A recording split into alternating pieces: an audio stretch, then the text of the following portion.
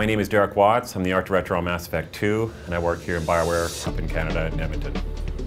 I've been at BioWare for almost 11 years. Oh my yeah, God. I'm old. Okay. I remember when E3 was fun.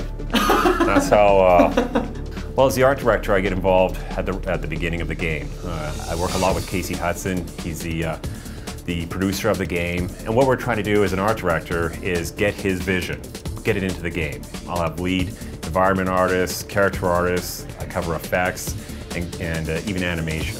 But usually what we do is we start out, we get the story, and we start visualizing it. Ilium is one of the Asari worlds we go to.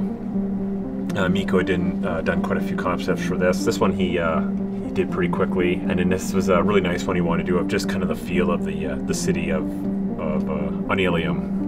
So some of these paintings he does fairly quickly. We'll actually have part of the level in the background, and the level artist might come up and say, "Hey, I'm on this area. Can you do something in about an hour or two?" And he'll quickly paint in some of the structures. And in this one here is just another docking area of Ilium. So for Ilium, the entire planet, you might get maybe a dozen concepts, and that's it for the environments. I have concept artists. I do a bit of concepting myself. Just get rough ideas. We even do these before some of the planets are figured out, just to give the writers ideas. We had the idea for Corliss actually before they had written it in. We based it off this area in India. They're called shipbreakers, and they break down the ships with torches. So we concepted up a whole planet like this, and the writers said, "Hey, that's pretty cool. Let's actually make this part of the planet." An early concept of what we were trying to get across in Corliss, which was this junk world of these gigantic ships and structures that these people were cutting apart for scrap metal. You know, very oily, dirty ground, polluted, rusted.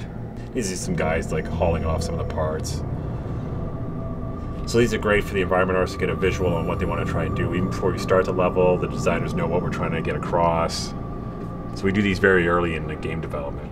The problem is how alien do you want to go, or do you want to just use the cliches and just work with those? And sometimes it's better to use the cliches. Like people say, well, alien world, it's a bit organic, but once you try making it out of jello with zero gravity, it's too alien, and everybody goes, oh, that one sucked. I mean, I'm here to kill. We'll just go through Grunt real quick here. So first phase, we just trying to get some ideas down.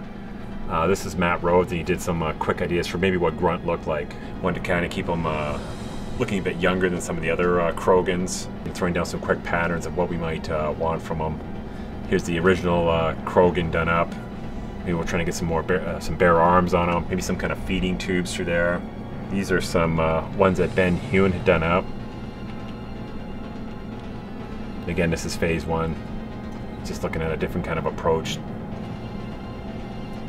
This is something we were getting a bit closer to. We were kind of playing around with a few materials on him. What would he look like with snake scales on him? Maybe if he was green. This is the old Rex head from ME1. We'll maybe do a few variations of what his head might look like, some different colors. This is the final armor for him. We kind of had this nice clean metallic look on him. Once we do that, we give it to the character artist. Use just a roughed in shape for the head, so we can kind of approve it and say, yeah, this is getting really close to what we want. Here's some of the changes we decided to make on it.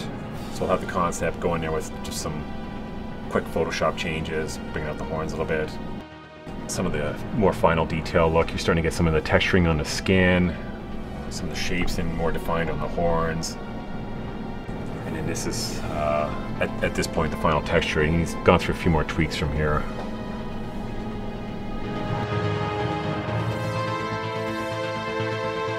And then this is his earlier armor. Eventually went back and made it a bit more silver, dinged it up a little bit. I think a lot of people think it's just about us looking at drawings in the final work and saying, yay, nay, no, redo that, this could be better, and then I just sit at my desk. But it's a lot of walking around, talking to the artists, sitting down with them, making sure everything's going well. You know, it's about getting them motivated, giving them good ideas so they can take off those. I mean, you need something. It's hard to go into somebody and go, well, hey, I need an alien, just do whatever you want. I mean, they need a bit of feedback from that, so. Don't mistake me for a common soldier. I think we were all surprised about Thane. Thane was written as an alien character, which we thought, hey, that's cool. But then he was also the female love interest. And immediately, that was difficult for us to do. just when you have to trying to get something that the girls like. We have girls in the office and they would always come by, I'm not too sure. And we're like, do you like Orlando Bloom or do you like Johnny Depp or what do you like? And so do you want a dog's head on this guy or what? So what we actually did was we concepted them up. We weren't too sure, and then we actually released screenshots of them, and the forums lit up. The girls loved them, and so that was a surprise for us. And then we thought he turned out really well. I thought Thane looks fantastic. He's really one of the best characters in the game, I think.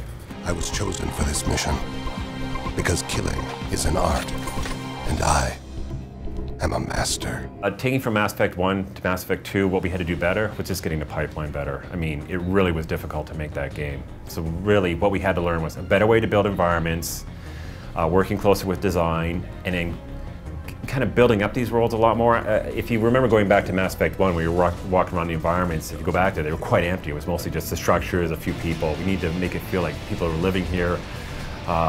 More benches and chairs, more lived in, more like it was actually a working environment or world.